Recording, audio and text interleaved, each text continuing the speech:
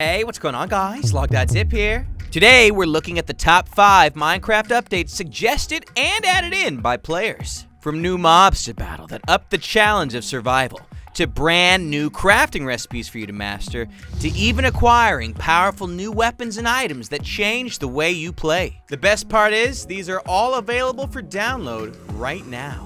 And they don't take any mods, just command blocks and a resource pack, all linked below. Make sure you watch all 5 data packs and let us know which update you like the most. We might do a Let's Play. Alrighty, first up, the Tempest Box. For those of you that do not know what the Tempest Box is, this is an original data pack that was originally found on my channel. It was the brainchild of myself alongside command block extraordinaire Dragon014, and if you want to check out the playlist, you can click the I in the corner.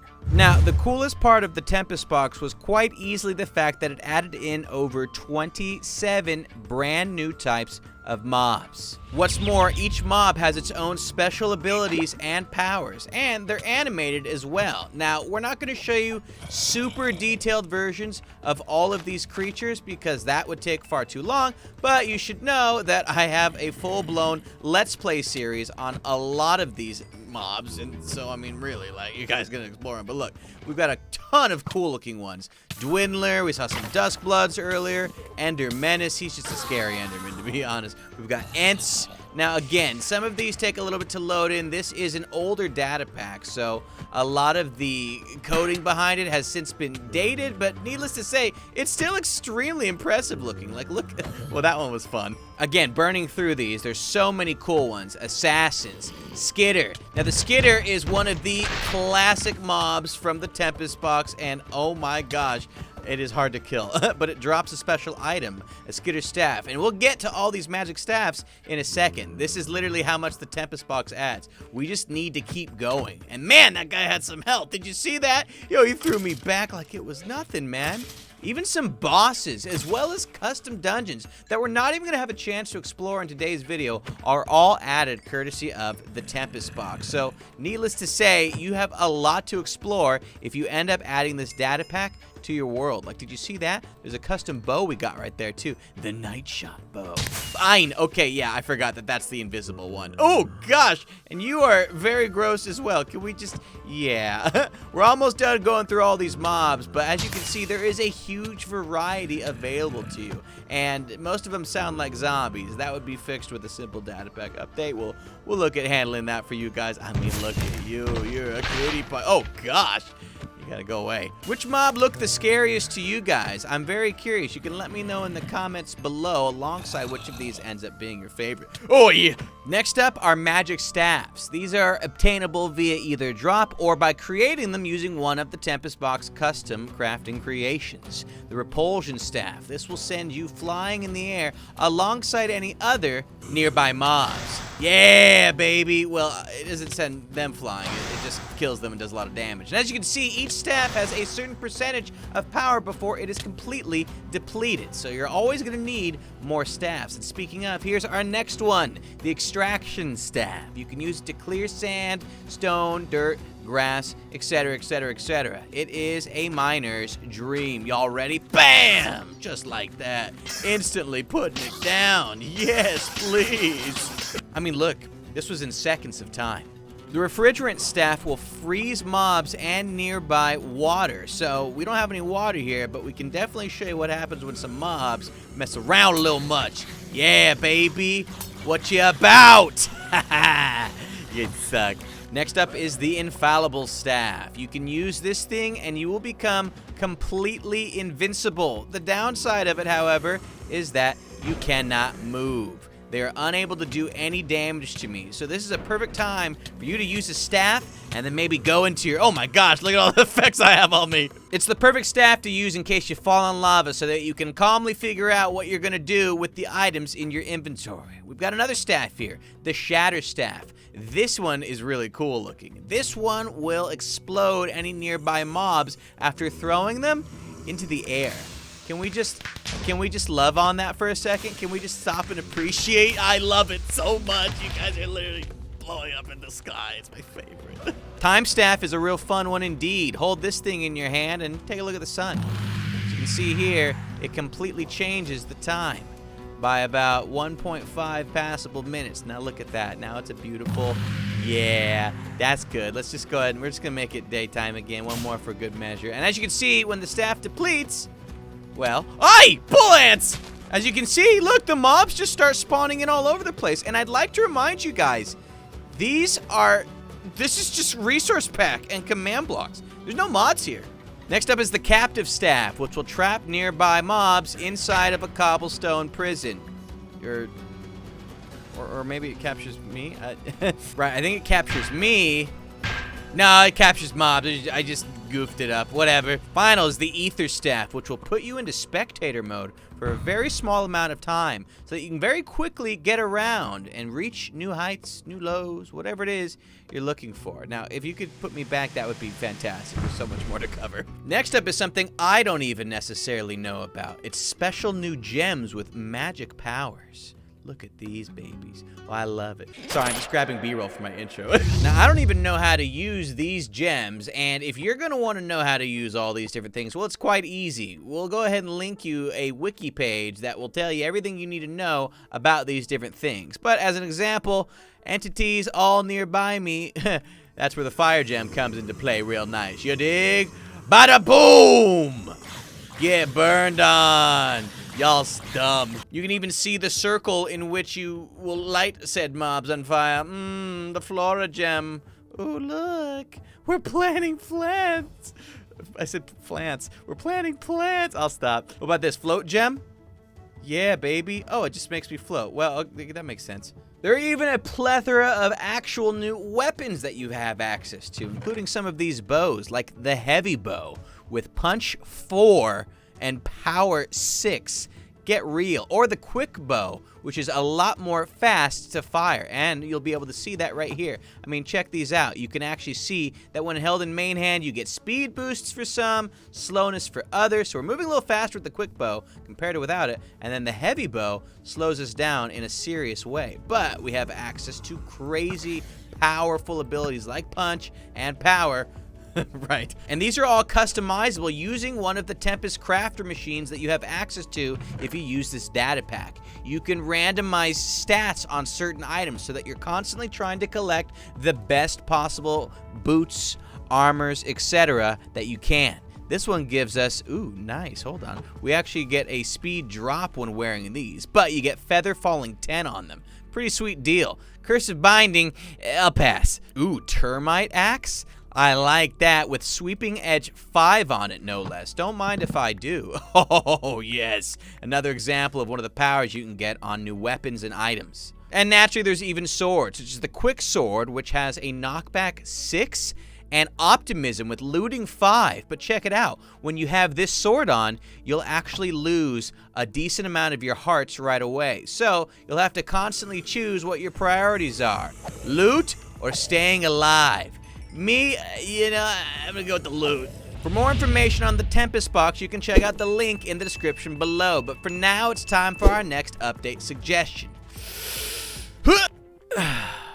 Much better. All right, up next is Fetter's Arsenal. This is a brand new data pack that actually gives use to one of Minecraft 1.14's newest blocks, the fletching table. Huh? Oh, this is just an iron shovel. If you don't know the new recipe, it's just a 2x2 with oak planks and 2 flint on top, and you'll get your fletching table. This recipe is in-game right now in vanilla Minecraft. Placing it down, though, lets you actually have an open GUI. And with that comes a whole bunch of new recipes for different arrow types, starting with the Ender Arrow. It's right here, and I'm gonna go ahead and save us some time so y'all know on the left here is the recipe, and on right the center is the right. Okay, I guess I'll show you the first recipe so you know how it looks. You put the recipe in, you get your Ender Arrows, fantastic. Now, what does the Ender Arrow do exactly? Well, anywhere the arrow lands, any nearby mobs will instantly teleport right to it. They have to be within fairly close vicinity, but if you can manage to pull that one off, then it becomes a very easy story to transfer mobs to, oh, I don't know, a new farm location, for example. What are you looking at? Up next are the explosive arrows. Here's the recipe, and here's me grabbing the explosive arrows. Oh, I like these ones. These arrows make a weaker but safer explosion than TNT, so you can use them to clear out nearby areas with relative safety. Love it. Always love explosions. A new arrow type is the hookshot arrow, and the hookshot arrow is quite useful. It requires leads, sticks, and of course feathers, but the arrow creates a leash between the player and the mob. So I'm gonna go ahead and take this one with me. I like him. And so instantly firing that off at him puts a lead on him. So you can use this to very easily have additional mobs joining you on your adventures. My new best friends! And I'm forcing them to come too. Just kidding, you guys have to stay. The ice arrow is up next, and it is an awesome one. I think of Legend of Zelda. You'll need regular ice for this, but once you have yourself some ice arrows, you can use them to freeze water, as well as any mobs that happen to be hit by them. So we got a nice sheep here. He's stuck. He's escaped. He can't do nothing, and now he's been frozen in place. And you can tell that by the particles that are hanging out right by his little feetsies there. See, this one sucks too. Look, he's got all the. You can't move. You can't do anything. I mean, I can punch you, but you can't do anything because you're just the worst at all things. Hi, sheep. Really cool feature. If your arrow happens to miss, you can actually go back and reclaim it, and it'll still be the same cool type of arrow. We have the ink arrow up next, which is hard to show on mobs, but in order to make it, you'll need an ink sack alongside your sticks and feathers, and if you hit another mob with it, or another player for that matter, they will be blinded completely. Oh, so scary. Yo, what up, Cupid? Next up, use a poppy to get some love arrows. That's right, you already know what's coming. These arrows let you breed mobs from a distance. So let's spawn in our two lovers. Hello there. Hello there. Wow, you two are looking like you need some love. So go ahead and, yeah, I ain't gonna watch. Let's just say we're gonna need to install some more grass patches. Now this next one's a little different. It's the pickaxe arrow, and you can actually use numerous different types of pickaxes to make it. Whether it's a diamond pickaxe, a gold one, or an iron one, you've got a few different options here. But the distinction is quite important. Notice a golden pickaxe. If we were to use that one to fire off, well, it can break blocks just fine, but it, for example, will not break diamond. For that, you would need an iron.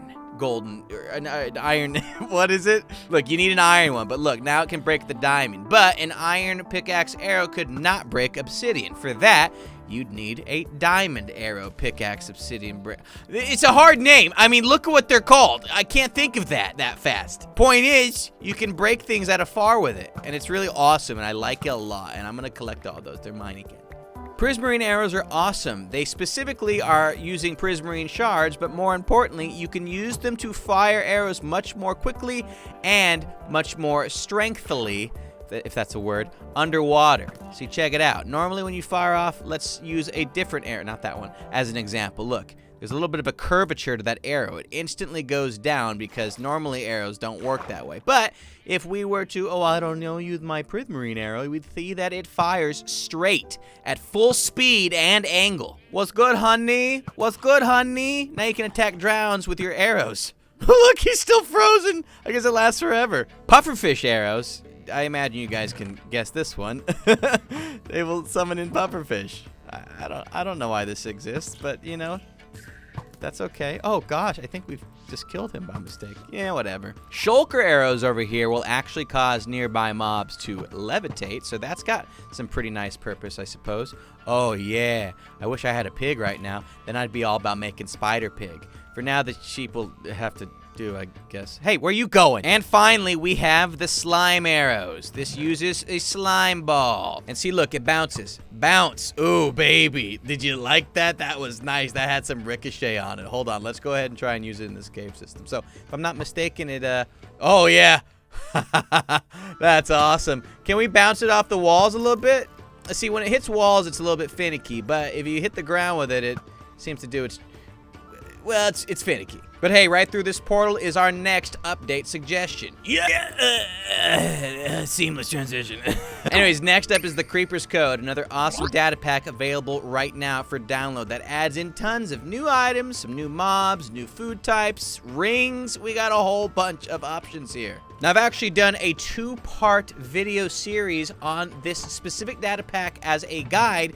You can also check that out, found on my channel. For now, here's a couple of the recipes. I'll spare you the details. I just want to show you the highlights of each of these data packs because there is so much to cover. First off, fun little utility, the spyglass. Holding this in your offhand will allow you to zoom in from very far away so you can get a better look at whatever's going on nearby. In this data pack, you can smelt down obsidian, and it actually serves a purpose here. You'll need it in order to get obsidian shards, which can be used to make a scythe. And we can use that scythe to help us gather additional crops compared to a normal hoe, and in addition, it does fast but low amounts of damage. So, check this out. We get extra wheat when harvesting with this scythe, and we can also use it to, oh, I don't know, take out some suckers. What's good? Look at the speed on this guy. It's not as good as a sword, but, you know, if you're farming, it's a decent enough weapon to deter.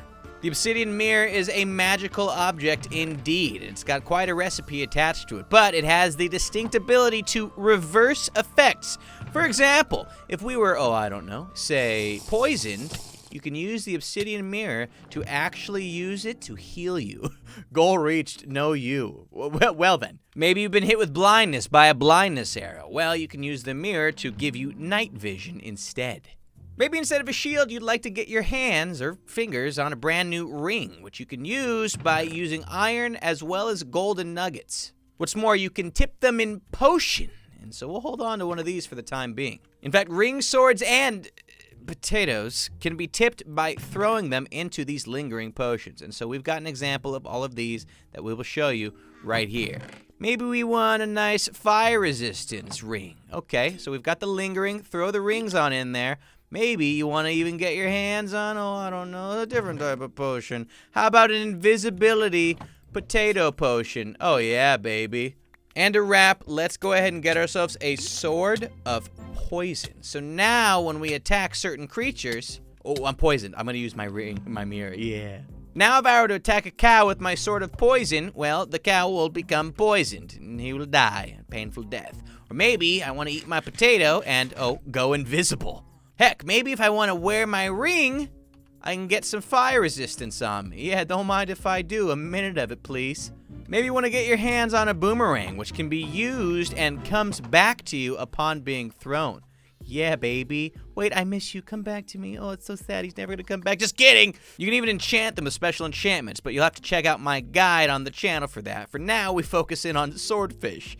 They're found, not crafted, and they can be eaten or used as a sword. So I'm not going to eat mine just yet, but as you can see here, it's got 4 attack damage to it. So if you happen to find one of these when, I don't know, swimming around the ocean, well, on guard, fiend, knave, noob, whatever. It's a good thing I turned around because I forgot to show off these new foods. We got sweet berry muffins, apple pies, and golden apple pies. Now, there are different recipes listed here, but I'm just going to eat them for right now. We got that sweet berry muffin, baby. Eat on that muffin, baby. What you going to get? You're going to get an advancement called It's Muffin Time. Now, the different pies, apple pie and golden apple pies, are really cool. So here's a shapeless recipe that we can use this at any moment to get ourselves some of these special new pies. I'm going to eat on this apple pie, and I'm going to love it. Ooh, I love it. But look at this.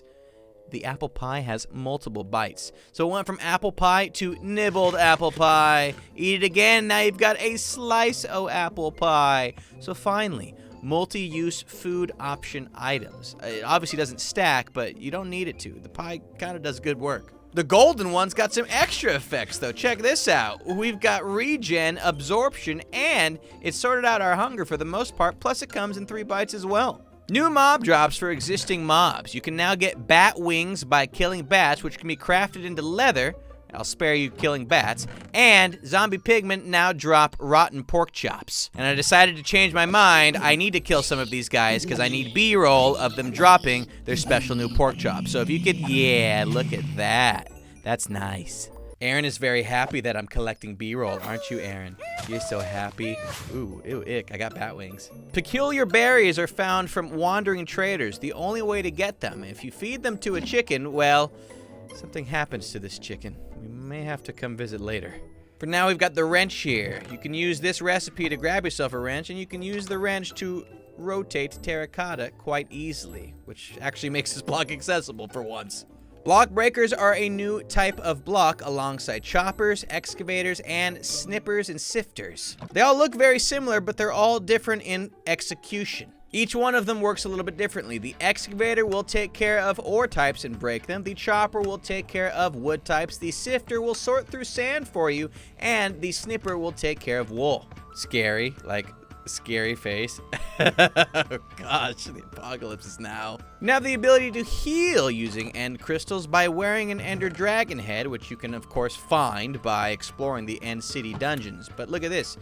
Instant potion of damage. Yep, that's healing me right away. It's because it thinks I'm a dragon. It's so dumb. Oh my, wow. If you were to take a nether star and drop an anvil on top of it, well, you would crack that nether star. And that's exactly what we have right here, a cracked nether star. Upon right-clicking with a cracked nether star, you will get beacon effects for small amounts of time. So we've right-clicked and got strength this time around. A second right-click gave us haste after clearing that effect. And so the chances of the effect you get are going to change every single time you use this cracked nether star. Are you gonna like lay something? It's that chicken I fed berries earlier. I'm like wondering what it's doing. Tridents can now be repaired using prismarine crystals, so keep that in mind for any trident owners out there.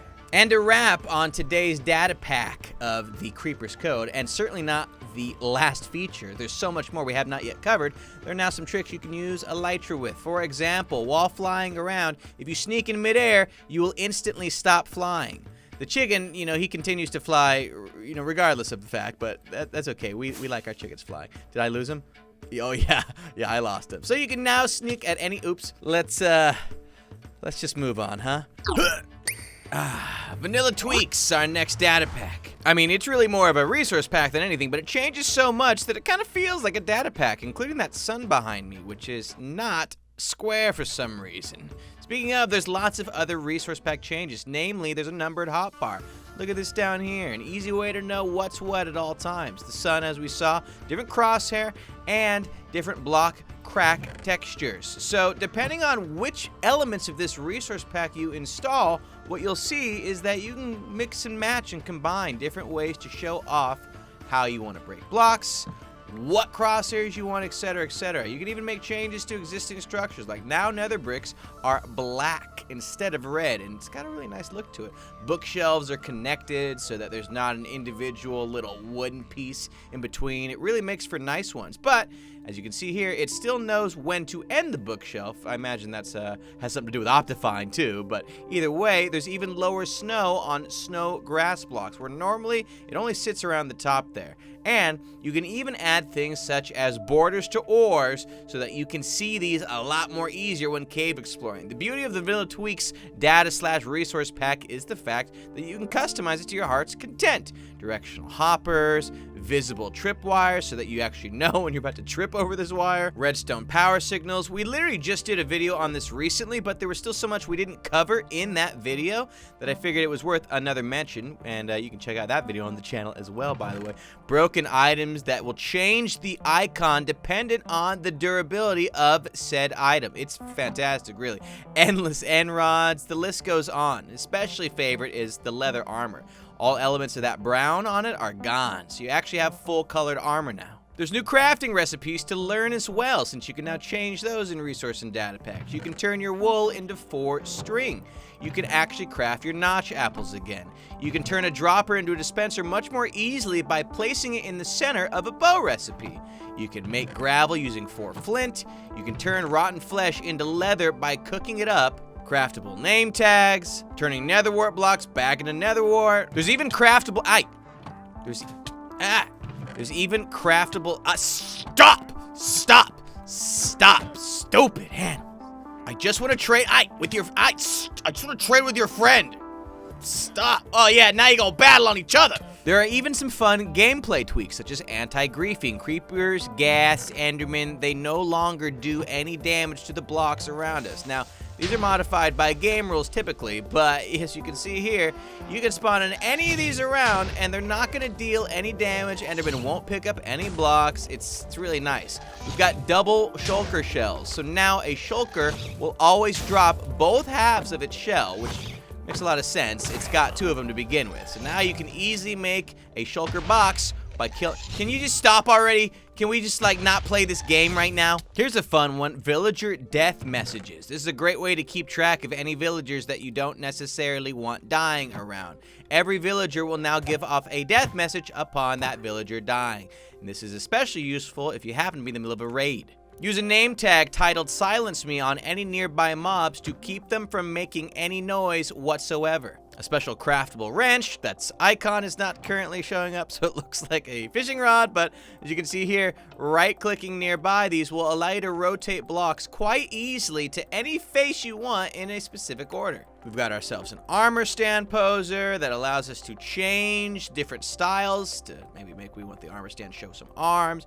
Maybe we want to, I don't know, make it align flat on a surface somehow, or disappear. And yes, even gravestones, so that we can keep everything on us at any and all times. Look at this. Goodbye, cruel world. All my stuff is dead, or gone, or whatever. Except it's not. It's right over here. And when you sneak on top of it, you get everything back. But now, my friends, for our final update suggestion of today's video.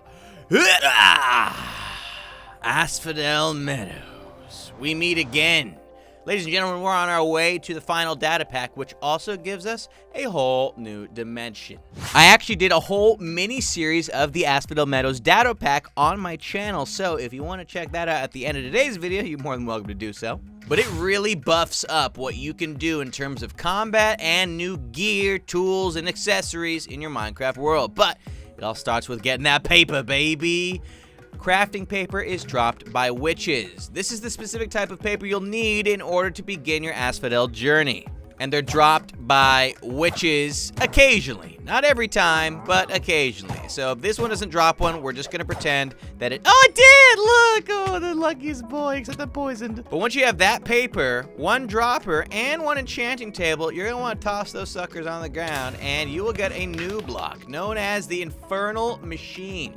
So we're gonna place down the Infernal Machine. It's gonna be a grand old time. Look at you, you're so glowy. We can use this machine to make ourselves some very special gear, such as instead of a diamond sword, making us a harvest sword. You can also make a pickaxe as well with a similar recipe. And the beauty of these two items is when you go mining or engage in combat, you now have a new chance to get something special when you are mining. In this case, capsule fragments when mining, and something known as essence when you are battling mobs. So let's see if we get some from these spiders here. There's some essence for us right there. And so we just got our hands on it. Unstable essence. There are 4 different unstable essences. All different things. Here's a brief look at some of the recipes you'll be able to use once you acquire enough capsule fragments to make your essence capsule, which you can then use to trap some of this unstable essence into a capsule. Placing all 4 essence into a capsule will get you an alchemic diamond, which is one of the cornerstones to making every new recipe available in Asphodel Meadows, such as a resurrection totem, when an offhand gives you a shield instead of killing you. Well, when you would have died, it's not like it's gonna kill you. Or maybe you want to make a cloud in a bottle instead, using some of the items you can see here that gives you a double jump in the air. Look at this. So many other recipes, but these 2 are quite important because they are key to one of the best recipes with the Infernal Machine. The one that takes you to a new dimension. And what lies within this new dimension, you say? Well, let's find out together, huh? As we jump on in.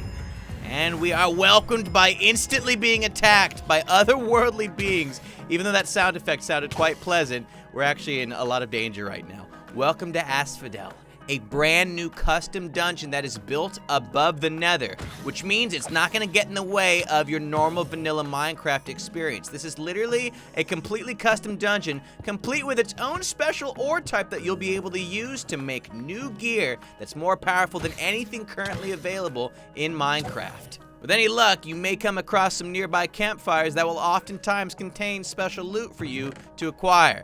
And other times it's got bones and string. Oh my gosh, I am a little bit intimidated. Oh no! Lest you fall into the lava pit of pink disparity and doom and stuff. I don't know what this is officially called. You'll probably die, so you know I highly recommend against that. But I highly recommend you go hunting for onyx so that you can get your hands on some brand new onyx gear, which gives you double health, which causes you to fly, which gives you lava wings. Are you serious? This is the best day of my life. But now, my friends, for the final portal.